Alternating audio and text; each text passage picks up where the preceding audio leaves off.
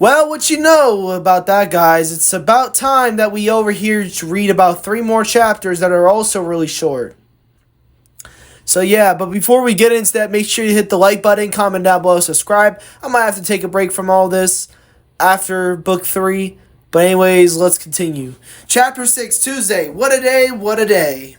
You know how we Mustangs never won a single 3v3 basketball tournament ever, right? Well, it looks like dodgeball be hitting different, because never would I ever kill to lose if it wasn't on my end. Here's a true fact. I think I'm becoming somewhat of a fast expert in tough rounds from Aztecs and Titans. Nothing could beat me, especially after winning an awesome reward at Coach Wilson's plan, totally proving that us peers can boom this thing no cap. I kind of thought of the why, though. On my end, helping win a Orange Mustangs group why I say belts? Bets ultra leadership such as pride taking above freestyle's capability first hand to hand. So once dodgeball began around 9 a.m. sharp, we got into the gymnasium along with those knights wearing blue towards showing loyalty, yet you never see them turning loyal while their group leader Miss B. Watts be flipping out on all these reasonable causes trying to tell you. Coach Wilson made the knights play against us. He probably figured by now that those kitty crusaders stand a zero chance versus bigger and older high school kids titled the Mustangs. Noted whether one orange won best color-coded season of Yearly's progress, saying yes corrects many others knows, correctly mistaken wisely choice perfectly. Our second match, depending on what Coach Wilson couldn't pray overall, is begin rough. The Mustangs versus Staff. Since the Vikings didn't have any privs, only one did, sadly judging whose peers you gotta be kidding for. A super big 15-year-old slash big sumo wrestler giant. Mr. Franklin joins, Mr. Espy, Mr. Handsome Avenge, including a staff's name I can't figure out from. Not gonna lie, we still dogged them all out, even when putting pieces one by one. Yet Mr. Franklin's tactics were demons and 100% like, why is he even voting anyways, Mr. Hampton kind of knew standing total menacing put Foot's core on table when Diambre threw him off court kicking butt. Mr. Espy may or may not roasted me good enough, but I am always in there like peanut butter, really. These staff nor knights won fair and square because games began hotter once we had halftime round in July 4th cookout. Unfortunately, Chris Petty's hardcore, struggling group's reputation falling backwards on him. The cafeteria's ladies tried giving us time to beat the fourth ones eating outside, though it only turned worse. Now eating last sucked bad. Dianco didn't like the sound of that. Dianco me worried how every other group was getting good pop, except lucky me, I found one last cherry Pepsi sitting perfect inside that cooler, with a huge bucket of ice covering my favorite soda being all greasy straight away. Sadly, most of these flaming hot chips vanished, and only getting nacho cheese Doritos disappointed myself a little. I decided getting over this mess and hurrying back to when Fresh Gold got wicked. The Aztecs zoomed on left side, while us Mustangs zoomed over on the right side. The Aztecs left side versus the right side Mustangs. TM.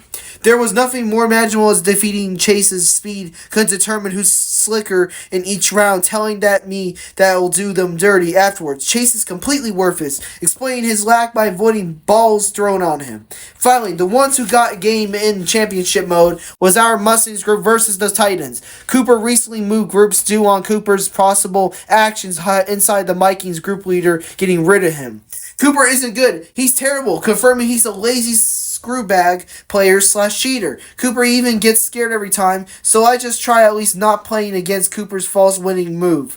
We had these 3 rounds, defeating them till not telling the Titans good game, though this restored final countdown became celebration and similar as Fortnite's Victory Royale dance. Coach Wilson let all groups know we're eating a $500 worth of fancy dinner in Ohio's best laser tag area ever, combined with paintball fights, and also more said later. We Mustangs are gonna go eat some good voila for sure, maybe some Taste's Black Rock Steakhouse, I remember it was Casey Hill's 17th birthday and chefs came around showing off tricks and actually cooking behind experience with Gigi, me, Jordan, Austin, Trey, Jaquan Bunch, you know? Casey Hill enjoyed our company and steak tasted fantastic, like the Fantastic Four, as if water inside my mouth's taste buds felt new. Well, I had finished a yummy New York steak inside Moist Men's living room, totally hitting Sky's higher atmosphere.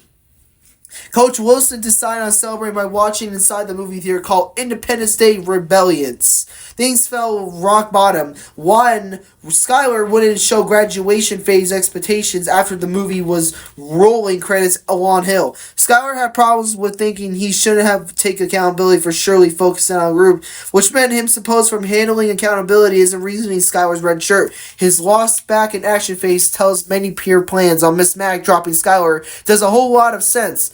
And makes a whole lot of sense. Poor decision, Skylar. Chapter 7, Wednesday. If you guys thought Dodgebell did dirty, y'all haven't seen anything yet.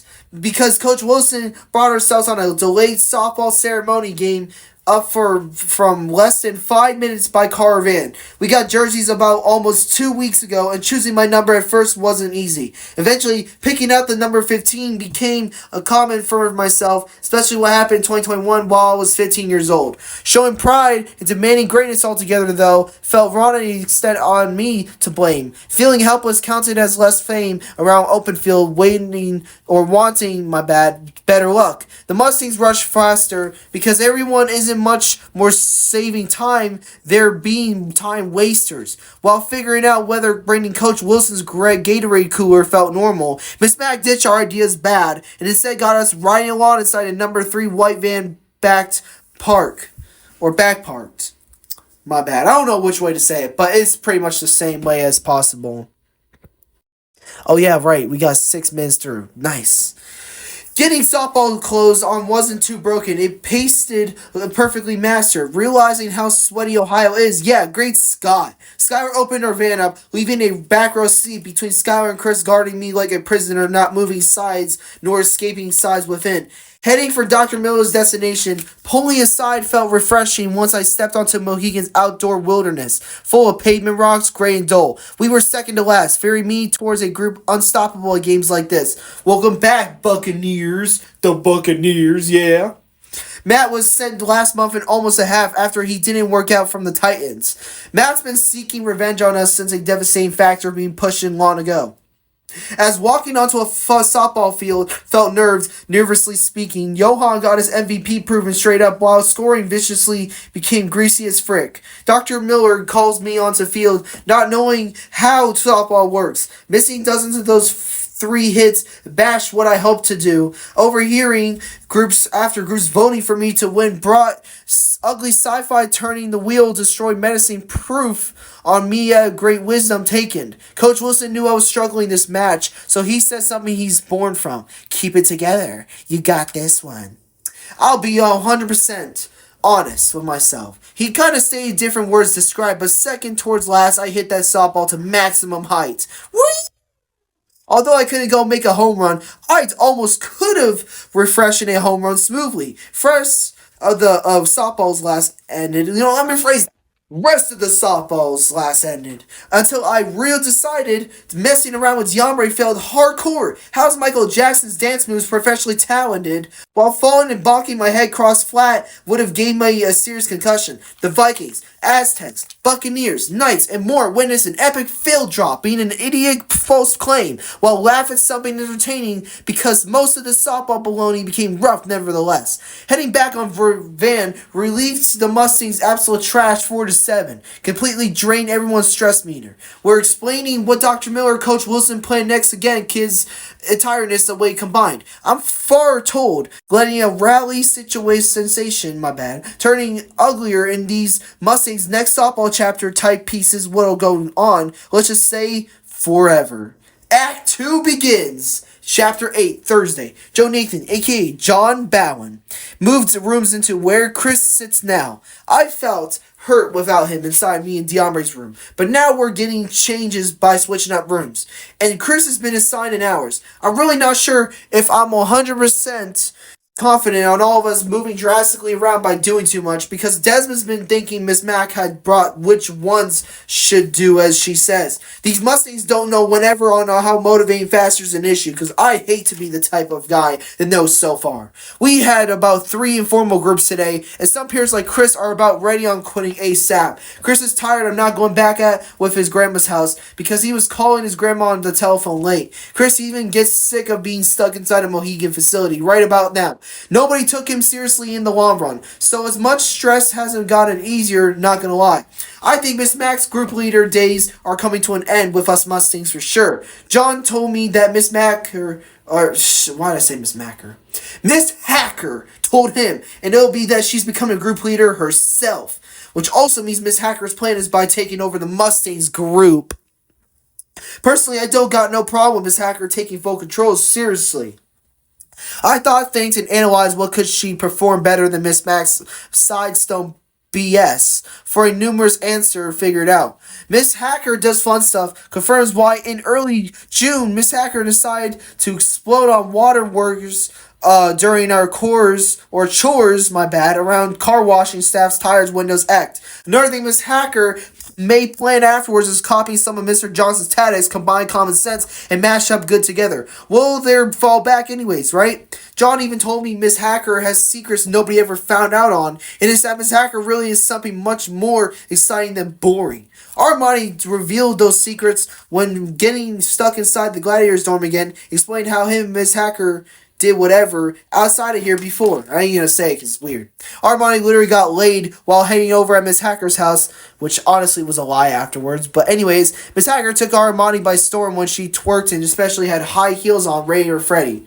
Miss Hacker smoked weed and crack along while he kept whatever doing to Miss Hacker. So I ain't gonna say the rest because it's kind of weird. Because it really is too much to me. So basically, John said he and Miss Hacker hid inside the woods while Miss Hacker did doggy style on John's you know what. I cannot believe she's did absolute ratchet things, like how she's ignoring it's obvious on why I'm a virgin. I'll keep 100%.